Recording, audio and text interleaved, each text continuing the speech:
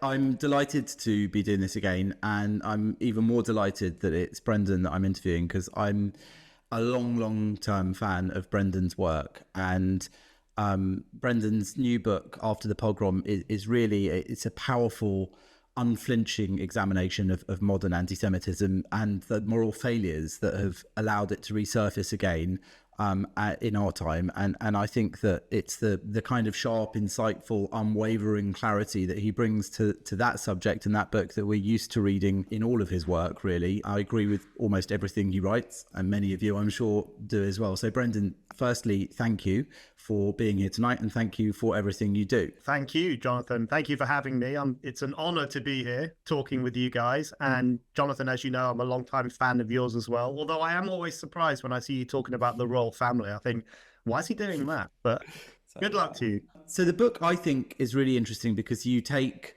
what happened on October the 7th, which we're all unfortunately, sadly, too familiar with. You show how the reactions to that really underline the problems that there are in modern society in so many different ways. So could you, just for those who haven't read it yet, and I recommend everyone does, give us a brief overview of what it is you were trying to do with the book? Well, exactly that, really. I make clear in the introduction that the book is not about Israel, and it's not really about what happened on 7th of October, although, of course, I mention it, and I mention the barbarism that was visited on Israel by Hamas.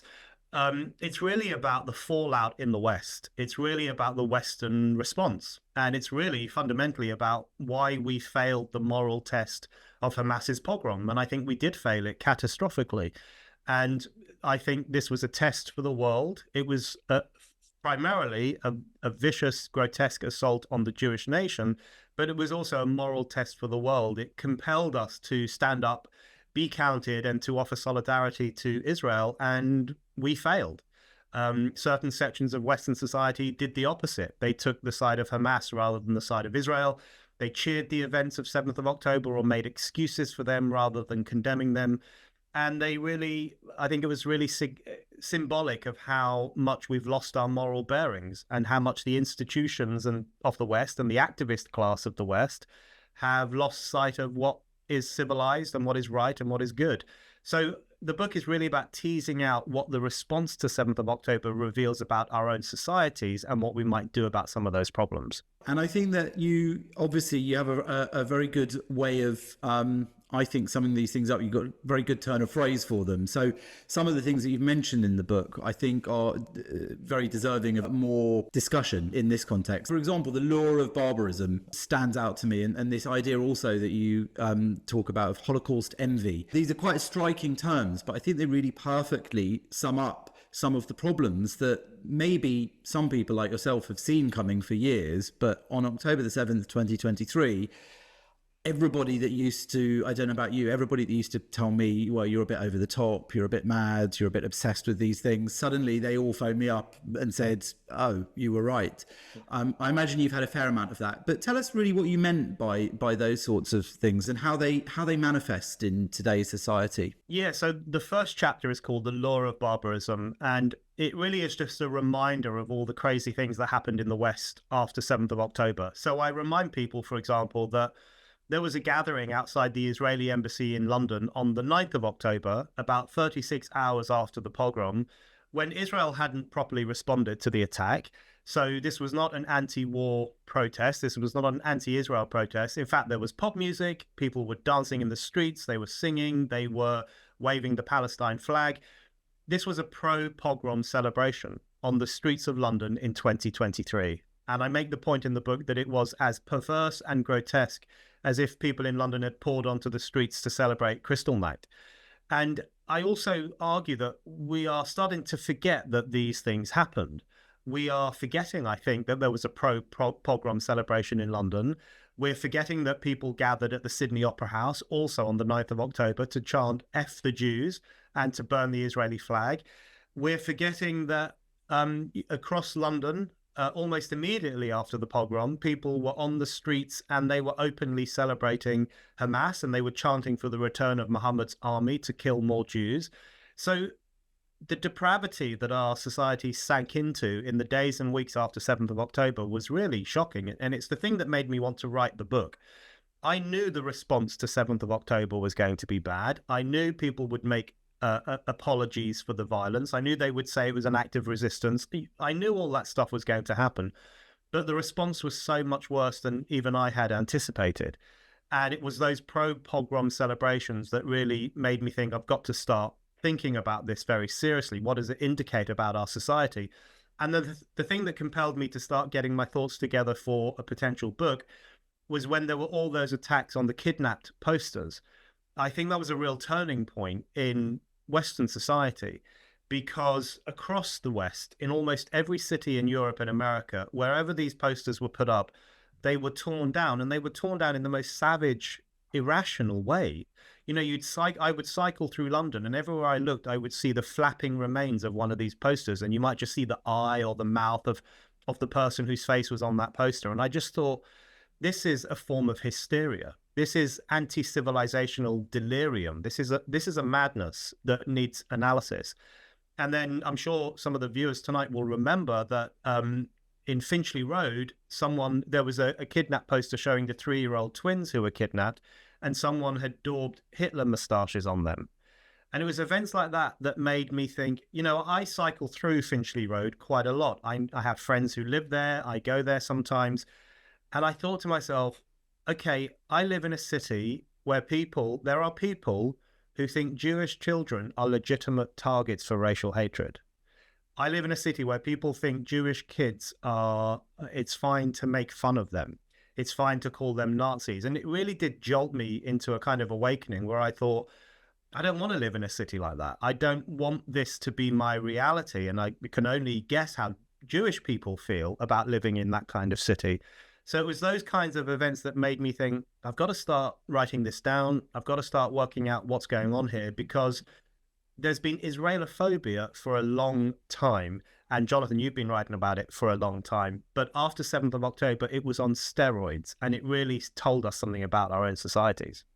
Yeah, and I think those the hostage posters is a really interesting sort of early sign of that, as you point out, because when you think about the society we live in today, actually, you know, it might have seemed tokenistic or whatever, but those very tokens are actually the holy cows of our era. So, you know, whether it's Black Lives Matter or bring back the girls when all those schoolgirls were kidnapped, if you dared to challenge in any way any of those social campaigns, people, you know, you would be crucified and cancelled quicker than I don't know what. And yet, when it came to the ones about Jews, Israelis, even, by the way, plenty of non-Jews and non-Israelis who were kidnapped, Thai workers, foreign workers, you know, even from a class perspective, these are immigrants, working class people, Jewish, non-Jewish, Arabs, and as you said, literally shredded with glee. It was totally clear what people meant by that reaction. I agree with you.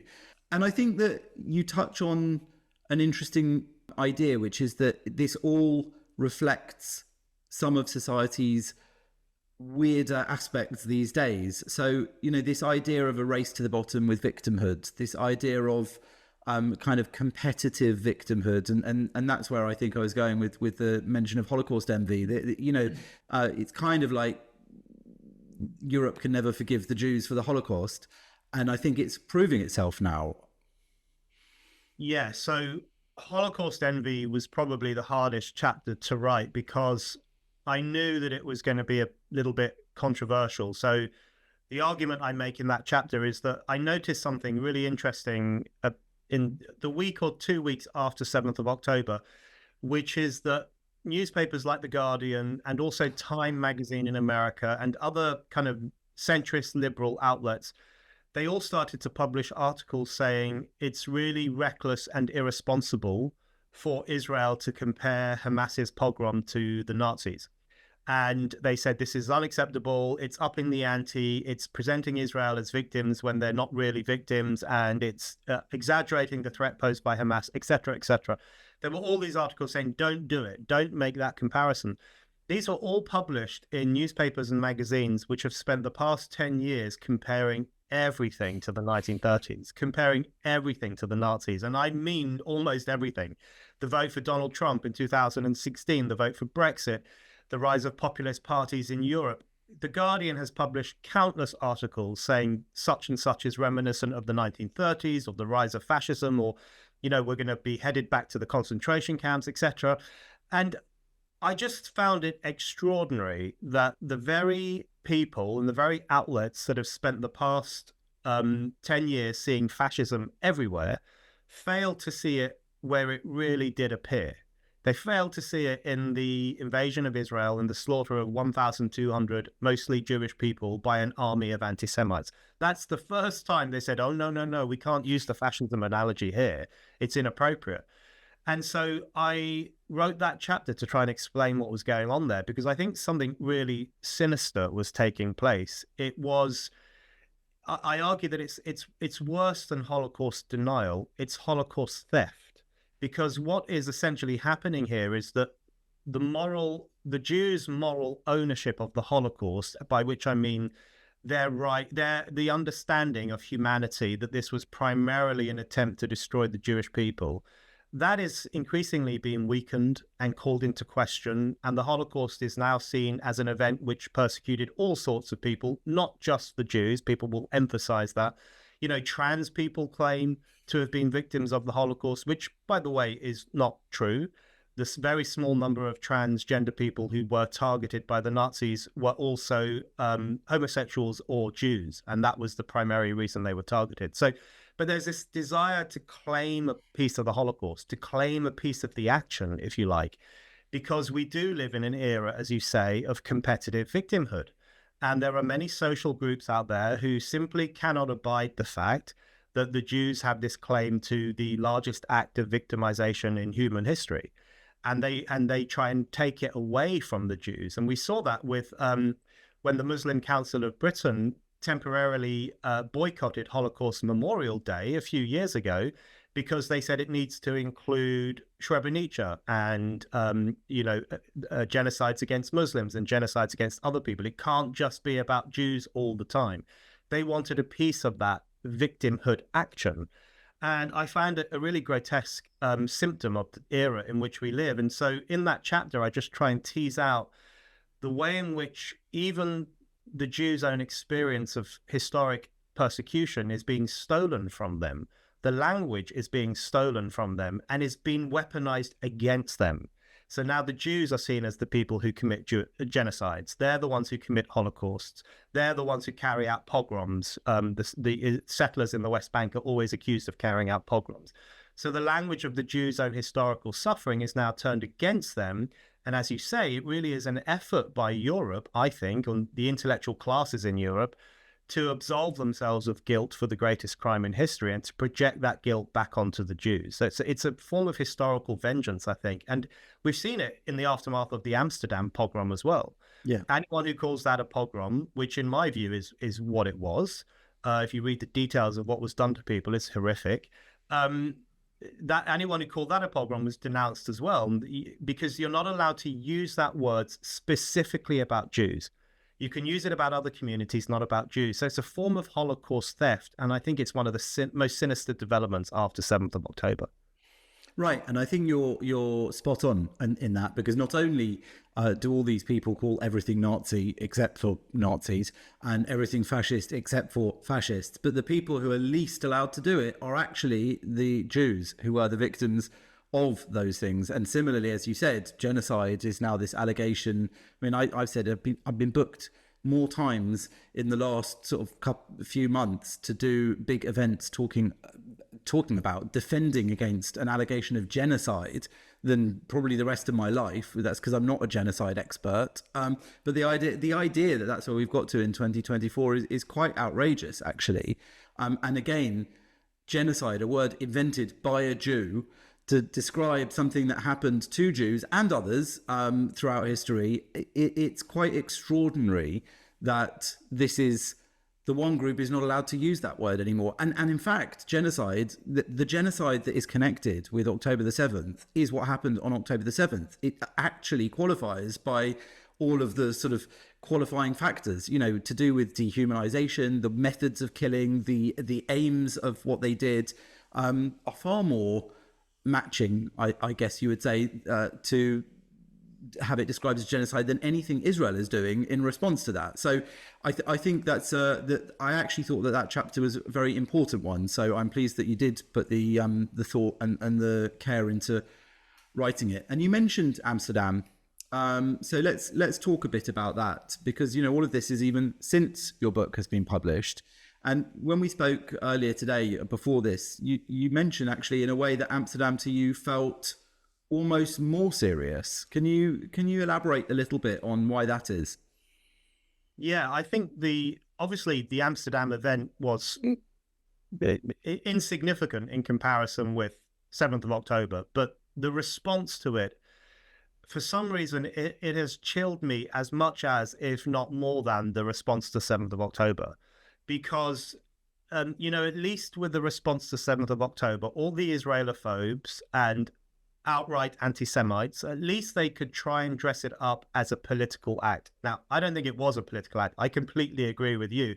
I think it fits the definition of genocidal violence more than anything Israel has ever done. Hamas is a genocidal movement that is devoted to the destruction of the Jewish state and the expulsion of Jews from that part of the world. But at least after 7th of October, these people could pretend in a very unconvincing, thin way that, well, it's resistance. There's been war there for a long time. It's part of that long war. Whereas I think it was a break not only from the conflicts of the past few decades, but also a break from civilization itself, a break from the values of humanity. But they could make those kind of phony claims. They could get their flags out. They could go on the streets. They could pretend to be anti-imperialists, etc., etc. After what happened in Amsterdam, on the other hand, was just undeniably an anti-Semitic attack in every conceivable way. And if you read the details of what was done to some of those victims, some of them were cornered and they were asked, are you Jewish and are you Israeli? And if they couldn't prove that they were not Israeli, then they were beaten to a pulp. They were kicked in the face. One man had his teeth broken. Another man had black eyes and cuts everywhere. And all these details people will be familiar with.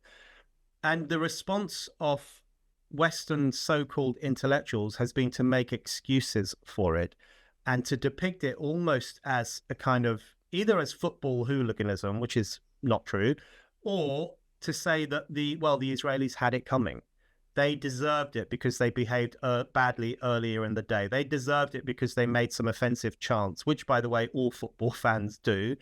They deserve it because they were bringing the spirit of fascism to Europe. That's what one person said. So it was such an extraordinary and revealing and quite despairing moment, I thought, because it demonstrated that I don't like to make comparisons with the 1930s unless they're appropriate, but when the middle classes of Europe are contextualizing anti-Jewish violence and making excuses for anti-Jewish violence and saying, well, maybe they had it coming, they're not nice people, that's when we should worry, because that is what happened in the 1930s. There was the Nazi violence that everyone is familiar with, and the pogroms and the boycotts and the expulsions, etc.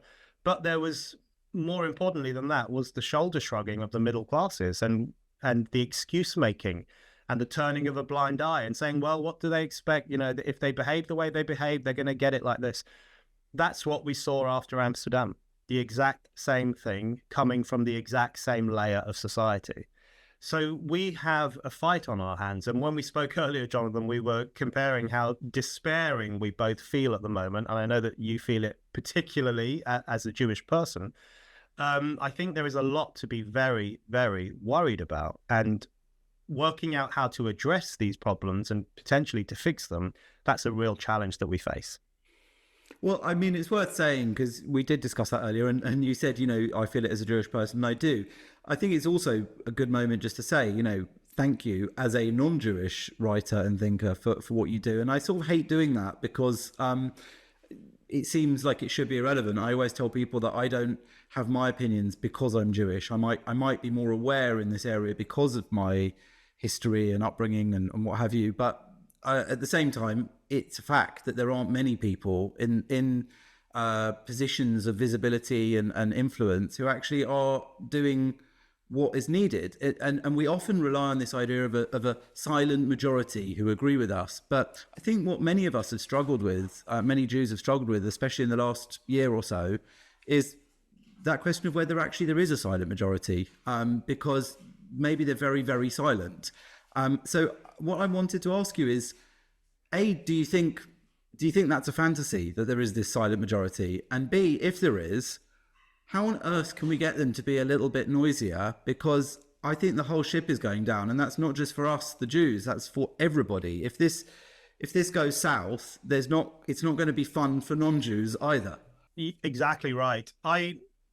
I think there is a silent majority on lots of these issues, not just the one we're talking about now, but other issues too, where they probably come down on the right side, the good side of various different issues, but they're often silent. But the question I increasingly ask myself is, how much longer are they going to be silent for? That's the question. You can't be silent forever. There comes a moment when you have to say something. I think people have said something about certain issues over the past few years. I think the vote for Trump in America last week, now people might like Trump and they might dislike Trump. I think in this case, that's kind of irrelevant. I have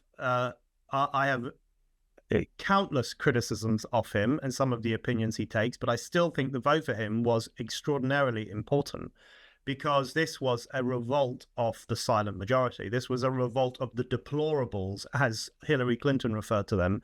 72 million people. That is a staggering democratic bloc. And many of them were working class, ordinary people of all races, in fact, white, working class, Latino, growing numbers of African Americans, who defied the diktats of the kind of coastal elites and the democratic establishment that thinks it owns those people. And they voted in a different way. They thought for themselves, and they found Trump's message appealing. And part of Trump's message, again, it remains to be seen how much he sticks by it, but part of it was that he would stand with Israel. And that appealed to significant numbers of people in America. I saw this fascinating poll in America a few months back, which looked at people's attitudes towards the Middle East, whether they were likely to be more pro-Israel or more pro-Palestine. And the poll suggested that the more working class a person was, the more likely they were to sympathize with Israel. Whereas the more upper class or upper middle class a person was, the more likely they were to sympathize with Palestine.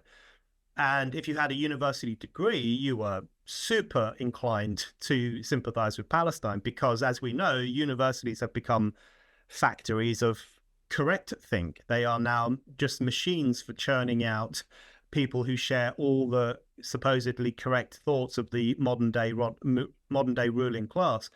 So that was, I think, an indicator that there are many people out there who haven't been brainwashed by the ideologies of the new rulers. They haven't fallen for the guff that comes out of universities and the moral relativism of it all and the identity politics and the Israelophobia. They haven't been sucked in by all of that. They are out there, and every now and then they make their voices heard.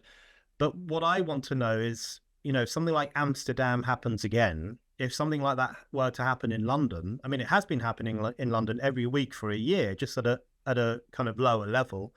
If something bigger like that were to happen here, would people take to the streets and fight back against it? Would they stand shoulder to shoulder with the Jewish community like they did in Cable Street in the 1930s, which my closing chapter is about Cable Street and whether that could happen again today? I'm not sure it could, but at the same time, I do think there's a decent majority of people out there who watch all of this stuff and they know what's right and they know what's wrong. Trump is a really good example, I think, because I remember, I've told this to a few friends, when Trump got shot, it was quite early our time. I remember waking up early in the morning and seeing the news, and I tuned in to watch Sky News of all things, and they cut to the US coverage from some US station, and they were just interviewing, as they do in these things, eyewitnesses, just somebody queued up to get all the eyewitnesses. And I remember thinking, actually, wow, these people are actually really normal, decent Americans. And I had felt ashamed that I had allowed the media, the sort of commentariat, to convince me that the only people that go to Trump rallies were kind of redneck moron racists. And when it came to that moment where even the TV channels who wanted us to believe that, well, they had to interview the people there at the last minute with no screening, and there was a doctor, and there was regular working people, and I actually just remember thinking, oh wow, they are lying to us. So I think maybe actually the silent majority isn't that silent at all. It's just that the megaphones of society are controlled by that class of people who just don't want us to think that, and they have spoken in the case of that vote, for example. So maybe there is some hope, and as you say, I do wonder, perhaps to ask you, you say what will make people stand up and do Cable Street again. I often wonder that. After the Manchester Arena bombing, for example, I remember spending time in Manchester immediately in the aftermath, and I saw, again, it's one of these weird things, I think you probably agree, this bizarre response of don't look back in anger, and someone wheels out, John Lennon, Imagine, and we're not allowed to be angry about psychopaths that blew up little girls in a pop concert. We weren't allowed to be angry about a psychopath who turns out to be an Al-Qaeda fan with ricin in his house, who stabbed little girls in a dance party. Maybe nothing's going to wake people up. Do you have faith that these people who do get it are ever going to actually feel motivated enough in today's world where it's just not fashionable to do so? What's going to make them? That's a good question. And it's interesting you mentioned the Manchester Arena bombing, because that was kind of a turning point event for me in how I approach these issues and how I think about these issues. Because prior to 2017, I'd written loads of stuff on terrorism, and I wrote loads of stuff about why Islamist terrorism is a problem. But my focus tended to be on the politics of fear. And my argument was that we shouldn't respond in a fearful way to these acts, and we shouldn't have authoritarian clampdowns or change the rules of society. And I would still say that. I still think it's not useful to respond in a fearful way. That the aim of terrorism is to make you fearful. So there's no point playing their game. So I would still make that argument. But after the Manchester Arena bombing, I changed my focus dramatically, because I recognized the same thing as you. I couldn't believe how subdued we were as a country. I was really horrified, actually. And as you say, people were singing "Don't Look Back in Anger." People were laying a flower and then getting on with their life. We were actively discouraged from getting angry. Our emotions were policed, essentially. That came from the establishment. It came from the media. There were continual warnings that if you get too angry about this, or if you blame all Muslims, which, by the way, no one was doing, then you will whip up Islamophobia. The spectre of Islamophobia, the spectre of the threat of Islamophobia, as they see it, was used to quell public sentiment. It was used to control public feeling. And it really demonstrated the role that the accusation of Islamophobia plays in contemporary society, which is essentially to control the masses, to suppress our dissent, to suppress our questioning, to suppress any criticisms we might have about Islam or certain religious practices or mass immigration or whatever else. Islamophobia is really used to put a lid on all of that. So after Manchester Arena, I wrote a piece saying, where's the anger? Where is the fury that 22 kids, mostly kids, some teenagers, where's the fury that 22 of our fellow citizens have just been killed by a religious hysteric? That seems to me to be the kind of thing we should be pretty angry about. And there was no anger at all. And what I realized around that time is that, in fact, there's a culture of amnesia around these events. We are encouraged to forget them. And I went to a Morrissey concert last year, and Morrissey said to the audience, it was really interesting. He said, why is it that everyone in this audience will know the names Ian Brady and Myra Hindley, who killed 6 children in Manchester in the 1960s? But none of you would be able to tell me the name of the Manchester Arena bombing who killed 22 children in Manchester in 2017.